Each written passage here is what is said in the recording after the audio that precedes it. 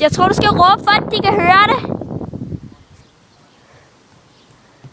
Amanda går bare rundt, hun siger ikke noget.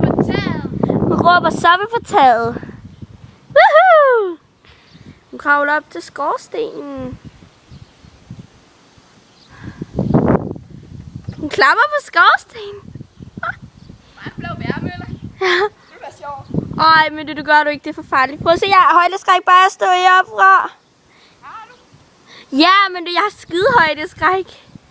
En gang kunne jeg klatre på den der. Men det er nok på tide, du hopper ned.